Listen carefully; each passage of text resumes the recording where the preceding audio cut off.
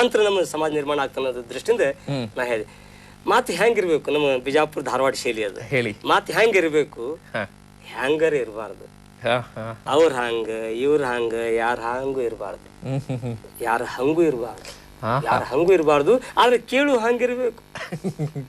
ಮಾತಿನಾಗ ಮಾತಿರ್ಬೇಕು, ಮಾತಿನಾಗ ಆತಿರ್ಬೇಕು, ಮಾತಿನಾಗ ಮಾತಿರ್ಬೇಕು, ಮಾತಿನಾಗ ಆತಿರ್ಬೇಕು, ಮಾತಿನಾಗ ನೀತಿ ಇರ್ಬೇಕು, ಮಾತಿನಾಗ ಭೀತಿ ಇರ್ಬೇಕು, ಮಾತಿನಾಗ ರೀತಿ ಇರ್ಬೇಕು, ಮಾತಿನಾಗ ಪ್ರೀತಿ ಇರ್ಬೇಕು, ಮಾತಿನಾಗ ಉದ್ದೇಶ ಇರ್ಬೇಕು, ಆದೇಶ ಇರ್ಬೇಕು, ಉಪದೇಶ ಇರ್ಬೇಕು, ಸಂದೇಶ ಇರ್ಬೇಕು, ಮಾತಿನಾಗ ತೂಕಿರ್ಬೇಕು, ಮಾತಿನಾಗ ತೂಕಿರ್ಬೇಕು, ಇಲ್ಲಿ ಸುಮ್ಮನೆ ಕೂತಿರ್ಬೇಕು.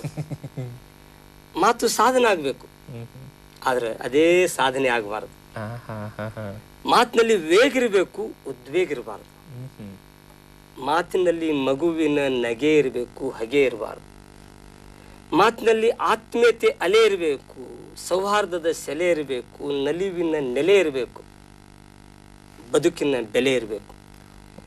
ಮಾತು ಮತಿಯಿಂದ ಬರ್ಬೇಕ್ರಿ, ಮಾತು ಮತಿಯಿಂದ ಬರ್ಬೇಕು, ಆದ್ರೆ ಮತೀಯವಾಗಿರಬಾರದು. ಮಾತು ಮತಿಯಿಂದ ಬರ್ಬೇಕು, ಮತೀಯವಾಗಿರಬಾರ್ದು. ಮಾತು ಮುತ್ತಾಗಿರ್ಬೇಕು, ಸ್ವಲ್ಪ ಮೆತ್ತಗಿರ್ಬೇಕು. ಮಾತು ಮುತ್ತಾಗಿರ್ಬೇಕು, ಸ್ವಲ್ಪ ಮೆತ್ತಗಿರ್ಬೇಕು. ಮಾತು ಮಿತವಾಗಿರ್ಬೇಕು, ಎಲ್ಲರಿಗೂ ಹಿತವಾಗಿರ್ಬೇಕು. ಮಾತಿನಾಗ ಮತ್ತೇನಿರ್ಬೇಕು, ಮತ್ತ ಏನಿರ್ಬೇಕು, ಆತ್ಮೀಯತೆ ಮತ್ತಿರ್ಬೇಕು.